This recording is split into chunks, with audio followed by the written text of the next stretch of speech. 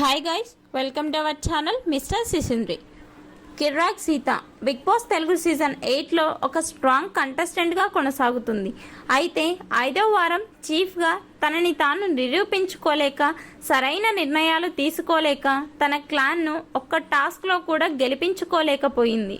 అలాగే చివరికి టాస్క్ నుండి పూర్తిగా అవుట్ అయ్యింది. దీంతో మొత్తంగా సీత చీఫ్గా ఫెయిల్ అయ్యింది అని చెప్పవచ్చు. ఇదే విషయాన్ని మాట్లాడుతూ వీకెండ్ ఎపిసోడ్లో నాగార్జున తీవ్ర స్థాయిలో ఫైర్ అయ్యాడు. సీత, నువ్వు ఈ విధంగా ఒక క్లాన్ను నడిపిస్తావు అని నేను అసలు అనుకోలేదు. ఏ టాస్క్లో ఎవరిని పంపాలో కూడా సరైన నిర్ణయం తీసుకోలేకపోయావు. వాటర్ టాస్క్లో విష్ణుప్రియను పంపావు, ఓకే, కానీ బ్యాలెన్సింగ్ టాస్క్లో మణికంఠను పంపడం ఏంటి అమ్మా? నయనికాను పంపించుంటే ఆ టాస్క్లోనైనా గెలిచేది అంటూ చెప్పడంతో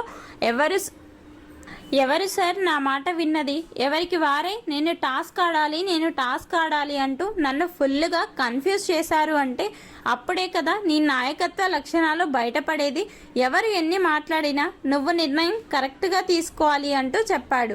ఇక మొదటి టాస్క్లో వారు గెలిచినప్పుడు మణికంఠను తీయడం కరెక్ట్ అని నీకు అనిపించిందా అని ప్రశ్నిస్తే అప్పటికే మణికంఠ ఒక టాస్క్ ఆడాడు సార్, ఇక మిగిలిన వారికి కూడా అవకాశం రావాలి కదా అని తీసేశాను అంటే, మరి నువ్వు ప్రేరణ నామినేషన్స్లో లేరు కదా, మీ నుంచి ఒకరు తప్పుకోవచ్చు కదా అంటే, నేను అప్పటికే ఒక గేమ్ కూడా ఆడలేదు సార్, అందుకే నేను అవుట్ అవ్వడానికి ఇష్టపడలేదు, లేకపోతే నేనే తప్పుకునేదాన్ని అంటూ చెప్పింది సీత.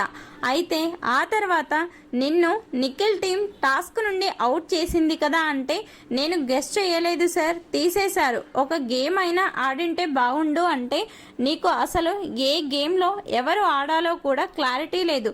ఇక నువ్వు ఏం గేమ్ ఆడతావు అంటూ ఫైర్ అయ్యాడు. కేవలం ఎమోషన్స్ అంతే, నో గేమ్ అంటూ సీతకి ఇచ్చి పడేశాడు నాగార్జున.